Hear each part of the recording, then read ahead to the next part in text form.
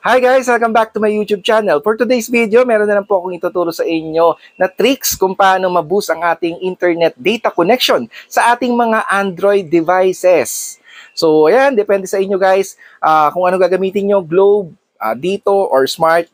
Try nyo na lang itong tricks na ito. Syempre guys, kung bago ka pa lang dito sa aking YouTube channel, napadaan ka, hindi ka pa nakasubscribe, click mo na ang subscribe button, click mo na ang notification bell para updated ka sa mga future videos natin na ipapalabas katulad nito. My channel is about tutorial and any useful things na pwede natin mapakinabangan. Kung di ka pa nakasubscribe, pindutin mo na yung subscribe button, click mo na ang notification bell para updated ka sa mga future videos natin na ipapalabas. So tulungan nyo ako maabot ang 100k subscriber bago magtapos ang 2024.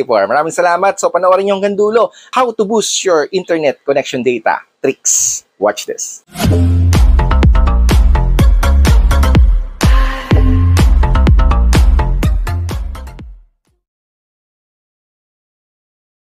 Ito ang ating Android phone. So working lang siya sa Android devices. So ito guys, no, make sure na open ang ating mga data connection. So open muna natin ang ating data connection. So ang data connection ko is from Globe Telecom. So Globe ang gamit kong SIM. So speed test muna natin guys, no, para makita natin kung ano yung speed test bago gawin natin yung tricks natin. So ito, go lang natin para mapakita ko sa inyo kung anong difference kung bago gawin natin ang ating tricks to boost your internet connection. So yan guys, no, Globe Telecom. So ayan ang speed, download speed. Pumapalo ng 50, 60. Ayan guys. Ito guys, depende sa area nyo guys, no, kung working itong tricks na ito. So papakita ko sa inyo in case para meron din naman kayong para at least alam nyo naman kung mahinang signal, pwede nyo itry ito sa area na mahina ang signal para kahit paano lumakas, no, or ma-boost yung internet connection nyo. Yan. So, ang labas sa ating speed test, 59.9 ang download, 8.95 ang upload. So, ang ping is 26. Mataas ang ping. Kailangan mababa ang ping para at least maganda sa gaming, no? So, ayan ang ating speed test sa ating default na APN. So, punta na tayo sa ating mga settings. Ito guys, sundan nyo lang. Then, connections. Click natin yung connection. Then, click natin itong mobile networks. So, click natin itong mobile networks. Yan. So, click natin itong access point name. So, access point name, as you can see, ito yung default natin na access point name or APN, yung My Globe Internet. So, naka-default yan. Mag-add tayo dito. Meron tayong makikitang add. Yan. So, add then sa name. So, ito lang ilalagay natin guys. No? Sundan nyo lang to at copy nyo lang para hindi kayo mawala. So, ayan. Type nyo lang ito. Ayan, Telstra. Copy nyo guys kung kailangan parehas, pati yung big letter, small letter, kailangan same na same. So, Telstra Internet 1 ang ating name.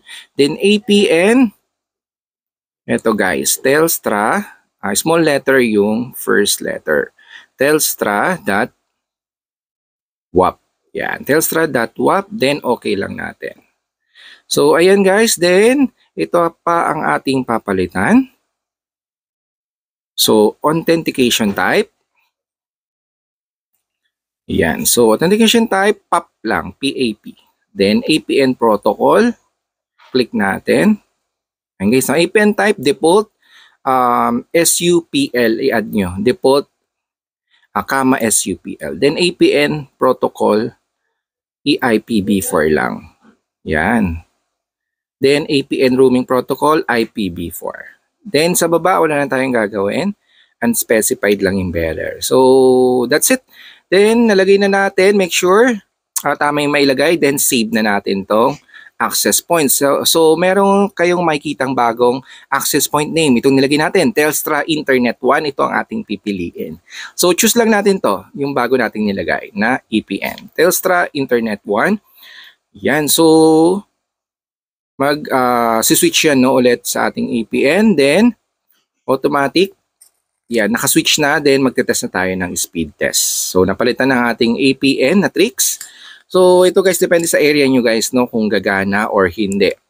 So try nyo lang din kung any SIM sa aking Globe, try nyo din sa Smart dito.